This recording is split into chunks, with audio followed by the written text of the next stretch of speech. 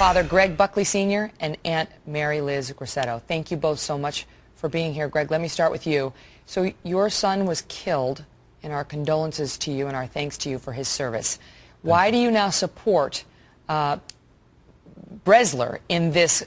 Basically, they're trying to kick him out of the military and dishonorably discharge him for using a personal email account. Right.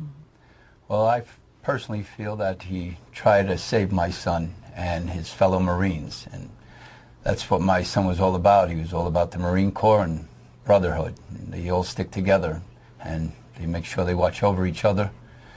And that's all he tried to do is, you know, he knew something bad was going to happen, as so did my son, months before when he called home and told me that he was going to be murdered in Afghanistan on his base.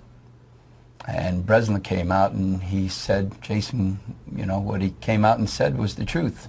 But they just went to dead ears, and they just choose not to do anything about it. And because of the negligence of them, my son ended up losing his life with 2 other Marines on August 10th, 17 days later. I want the audience to know that that Major Brezler was warning about a guy named Sarwar John, yes, who was routinely allowed on U.S. military bases. And yes, his assessment of this guy was dead on. He was saying that he should not be allowed on the bases. And sure enough, it's this guy on the right who, excuse me, who they were saying was sexually abusing minors.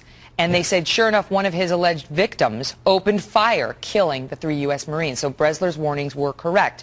Now, last night, Catherine Herridge reported that there is a suggestion, because a lot of people are raising, scratching their heads and saying, why are they trying to basically court-martial or kick out of the military the one guy who tried to warn about the dangers here? And she suggested it could be that those who did not heed the warning on the other side, we're not talking about the 3 victims, are better connected politically in the military than is Major Brezler. Let me put that question to you, Mary Liz. Do you believe that that is the case, that's why this is happening? I do believe that's the case, and I also believe going after Brezler is a smokescreen. Clearly, somebody dropped the ball. We still have not heard anything about who was the last or the highest command that received the communication from Brezler, and we do know it went up the chain. We do not know who made the decision to do nothing, to ignore it, and that's the person that the Marines should be going after. That's the person that should be held accountable. But instead, they're going after Major Brezler.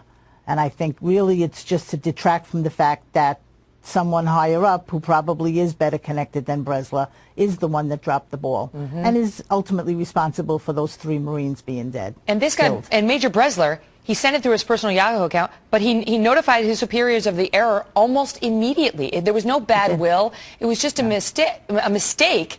And now they basically want to, I mean, one of the most punitive results possible. Greg, let me ask you what you think is really going on here. I just think it's pretty much of a cover-up. It just doesn't pan out what they're doing to this young man. He's a highly decorated officer.